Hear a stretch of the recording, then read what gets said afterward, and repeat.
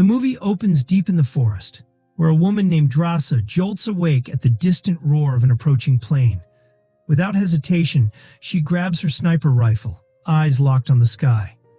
Moments later, as a man steps out of the aircraft, one clean shot drops him instantly. Meanwhile, former Marine Levi jolts awake from a nightmare. Restless, he heads to the beach to clear his mind.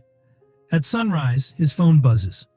Orders to report to the Marine Corps base. There, he meets Agent Bartholomew. She knows his record. Elite sniper, no ties, no distractions. She has an offer he can't ignore. Half a world away in Lithuania, Drasa visits a cemetery with her father to mark the anniversary of her mother's death. Her father breaks devastating news. His cancer is terminal.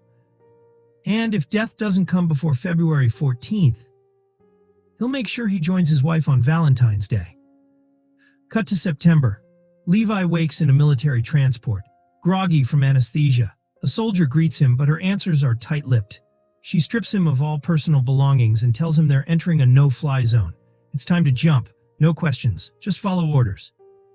Levi grabs the issued gear and dives from the plane, waiting for the perfect moment to pull the chute. He lands safely and begins a brutal journey on foot. Climbing, trekking, camping, days blur until he finally reaches the edge of a massive gorge. There, he meets JD, a soldier who's been stationed here for a year. Even JD doesn't know their exact location. They arrive at the West Tower, a self-sustaining fortress powered by solar panels, a backup generator, rainwater systems, vegetable gardens, and an abundance of wild game. Across the gorge lies the East Tower, but contact is strictly forbidden. The gorge itself is surrounded by landmines and tactical traps to the north and south. No way across.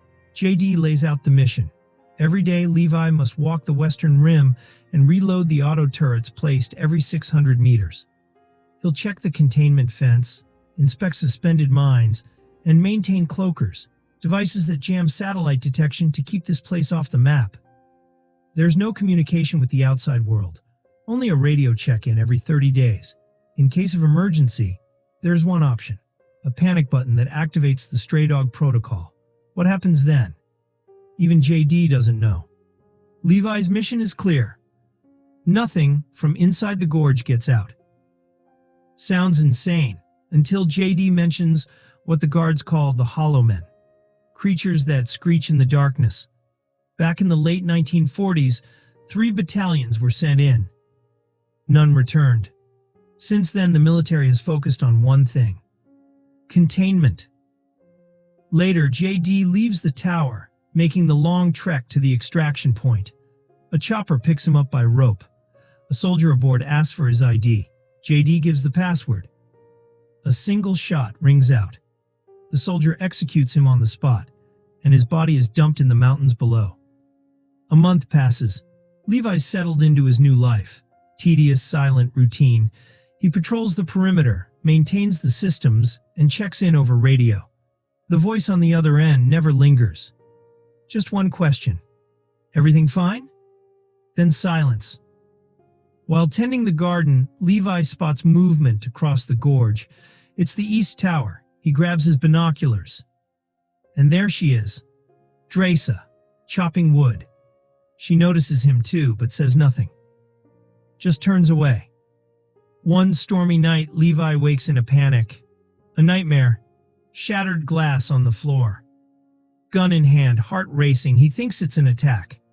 But the pain in his foot tells the truth. He stepped on the glass himself. Just another ghost in his mind. As he patches himself up, he glances across the gorge. Drasa is watching him. Quiet. Still. But when she sees him look back, she disappears into the darkness. Another month crawls by. Drasa's birthday arrives, and she's completely alone. Bored and defiant, she fires a shot to get Levi's attention, then holds up a sign. Name? Levi responds by reminding her, "We're not supposed to talk." She shrugs and writes back, "I'm Drasa. It's my birthday. I'll do what I want." Amused, Levi finally responds with his name and raises a glass. a silent toast across the void. Then music blares from her tower. Drasa starts dancing and gestures for Levi to join in. He laughs, tells her he can't dance, but he's a hell of a sniper. In response, she shoots his water bottle. He grabs his rifle and fires back, shattering hers. A playful standoff. Drasa ups the stakes, balancing a bottle on her head. But the game ends instantly. She freezes. There's movement below. Levi looks down and sees them. Twisted humanoid shapes, creatures made of bark and bone, scaling the gorge wall. Without hesitation, he opens fire. One creature falls and hits a mine. Boom, taking others with it. Still more climb. Levi keeps shooting. Drasa joins in with her machine gun. Together they hold the line until one creature makes it to her balcony. She unloads her weapon, then kicks it off the edge. But it's not over. The monsters start crawling up her side now. Levi and Drasa unleash hellfire. Another explosion lights the gorge, shrapnel slicing through the air. A piece of metal strikes Drasa in the shoulder. Now, both sides of the gorge are under siege. The duo fires non-stop, triggering more mines, mowing down wave after wave, until finally, silence. At sunrise, Drasa nurses her wound.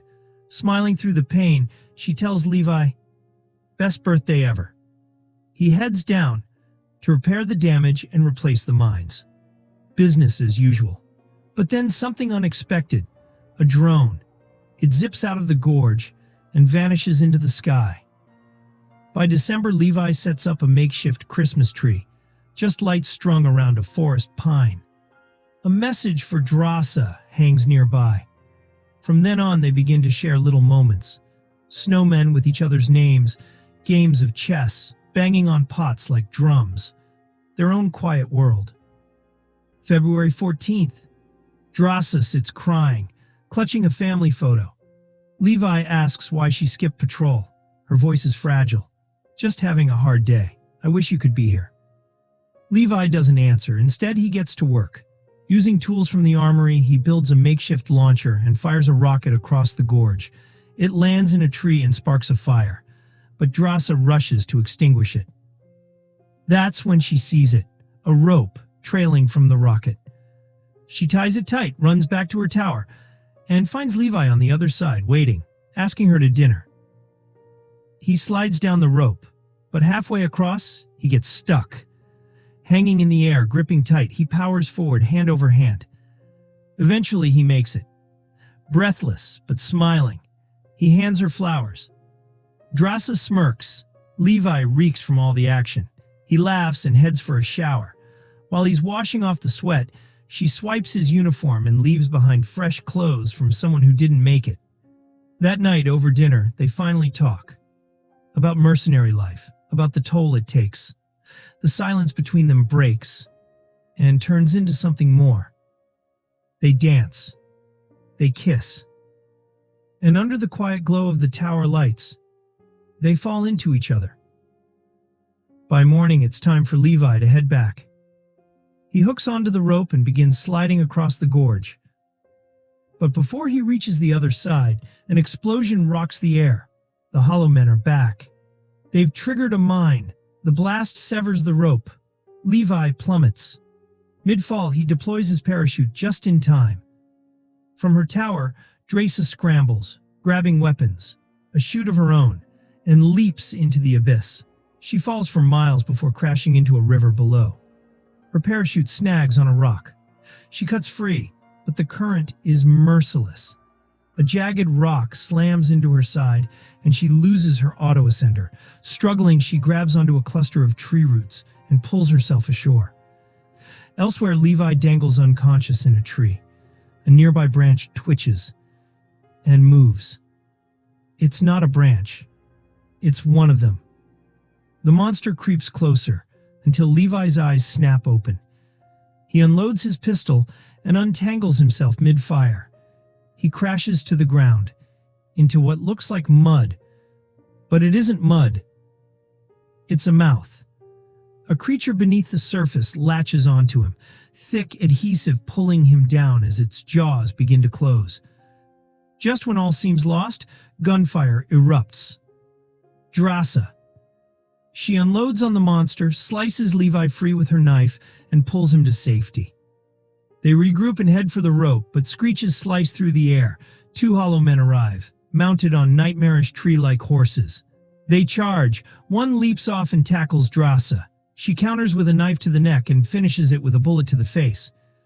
The second rider lashes Levi's rifle away with a whip, but Levi draws a sidearm and puts them both down. After the chaos, Drasa checks her bag. The auto ascender is gone, washed away in the river. The walls are too steep to climb. They're trapped. Drasa suggests following the river. It must lead somewhere. As they move through the overgrown forest, Levi examines one of the fallen creatures. Beneath the bark and bone, an old military uniform. The truth hits hard. The Hollow Men are the lost horseback battalions. They trek deeper, passing countless skeletons. Eventually, they find a decaying village overtaken by mutated plant life. Earthquake scars mar the ground. The air hums with danger. Monsters are near. They take shelter inside a ruined church, where pews are lined with skeletons. Levi catches a whiff of cyanide. It wasn't the monsters. These people chose death over this place. Suddenly, a sound. Drasa looks up. A massive spider descends. She shoves it off, but falls, straight into another. She stabs it through the body. More spiders pour in. Two rush Levi. He guns them down. Soon they're surrounded. It's chaos. They fight back to back, firing non-stop. Drasa runs dry. Levi covers her, unloading round after round as she scrambles to reload. Levi and Drasa rush for the exit, but the door crashes open. Hollow Men storm in. Now they're fighting on two fronts, spiders skittering from the shadows, Hollow Men charging head-on. Drasa slams one of the creatures against a table, over and over, until it stops moving. She tosses it aside, and the spiders swarm it instead. Levi finds himself in close quarters too, grappling, punching, shooting until the last monster drops. With no time to spare, Drasa fires a grenade into the back wall. Boom! A hole explodes open. They sprint into the forest, the screeches of twisted creatures echoing behind them. Too exposed, too vulnerable, they move toward the base of the wall and find a rusted door, half buried in the earth. Inside, it's another world, overrun with vines, roots, and rot, a buried facility long lost to time. Deeper in, they find the bones of soldiers and scientists, and a flickering generator. Drasa flips it on. Old lights crackle to life. Levi finds a film reel and powers up a dusty projector. On screen, a scientist speaks. The date is April 7th, 1946. This valley was home to a multinational military coalition, one that developed biochemical missiles in secret during the final years of the war. 6 days ago, an earthquake ruptured the containment systems. The chemical leak mutated the valley's ecosystem, and it's affecting us too. She lifts her shirt. Branches are growing from her stomach. The good news? The gorge kept the toxin isolated. The world was spared. But in a nearby room, Levi finds something else. A computer, not from the 1940s, but from the 2000s. The project never stopped. He boots it up and sees the logo, Dark Lake, a private paramilitary company. The drone they saw earlier? It was collecting samples. The guards in the towers? Just disposable pieces of a larger cover-up. Dark Lake has been using the gorge to grow and test super soldier experiments for decades. Then Levi finds the final blow. Project Stray Dog, a nuclear bomb designed to wipe the valley clean if the infection ever breached containment. They make their way out. Levi looks at Drasa. Even with all this, I'm glad I came, because I met you. They open the hatch, smoke grenade out, but as they step into the clearing, snap, a whip coils around Drasa's ankle, yanking her into the trees. She's dragged through the underbrush by a mounted Hollow Man. She slashes at the whip, but crashes into a tree and drops her blade. She fires wildly, but rocks and branches pummel her. She can't get a clean shot. Levi tracks her trail. Relentless. It leads to the worst place imaginable. the underground nuke facility. Inside, the Hollow Man has strung Drasa up like bait. He grabs the thorny branch impaled in her side and twists. She screams. Then, rage ignites. She kicks him square in the chest, snaps the ropes free, and hits the ground hard. No hesitation, she lunges for a jagged piece of metal. The Hollow Man overpowers Drasa. His chest snake lunges. But she's not done yet. With a burst of fury, she slices off the snake's head and hurls her makeshift weapon at the Hollow Man. It only angers him. He charges, swinging his blade in a frenzy. Drasa dodges, grabs Bones for a makeshift shield, and lights a torch from a nearby fire. She scorches him. Flames erupt across his twisted body, and that's when Levi appears. Bang, bang, bang. He puts the monster down for good. They embrace, battle-worn, bloody, but alive. Levi glances at the Hollow Man's uniform and freezes. It's the first guard from his tower. This is what became of him. Levi takes the sword. They move deeper, into the heart of the gorge. They cross a bridge coated in mutated goo. Inside, faces breathe from the walls, half alive, half melted. Drasa steps on a root and accidentally triggers the horror. Bodies drop from the goo, reaching for her. Levi slashes through the nightmare, cutting her free just in time, but the ground shakes. Bigger things are waking up. A goo whip grabs Levi, yanks him down. Drasa fires a grenade. Boom! Fire spreads, screams echo, and as the flames consume the creatures, the duo climbs out. They find a garage, military jeeps still intact. After some fast repairs, they drive off. Hours later, they reach the severed rope. Levi ties it to the jeep while Drasa provides cover. Then they start ascending the wall. Slow, tense, dangerous. But they're not alone. Hollow Men are climbing after them. One leaps. Levi kicks him off. Another attacks. He uses the sword to cut it down. Drasa grabs an axe. Another Hollow Man lands on the windshield. Smash! She buries the axe in its head. Suddenly, one jumps Levi. He falls, barely catching the edge. With one hand, he stabs the gas tank. Climbing back in, he lights a flare and drops it. Boom! A fireball erupts, incinerating the Hollow Men, but also blowing up the jeep. Levi slams into the wall, breaking his leg. Drasa pulls him up. They cut the rope, sending the flaming wreckage onto the remaining monsters. Bruised, burned, and exhausted, they finally reach Drasa's tower. While treating their wounds, they agree. 5 days apart. Quarantine, just in case. But they have a new plan. Destroy the gorge and run away together. They kiss. Levi whispers, "I love you," then fires his grappling gun and vanishes into the mist. Next day, radio check-in. But this time it's not the usual voice. It's Bartholomew. She knows the lab computer was accessed. She suspects someone went down. Levi lies, but it's too late. The computer had a camera. She saw everything. She orders a team to the gorge. The next morning, Levi and Drasa prepare the minefield. Before the storm, Drasa scribbles a note. "I love you back."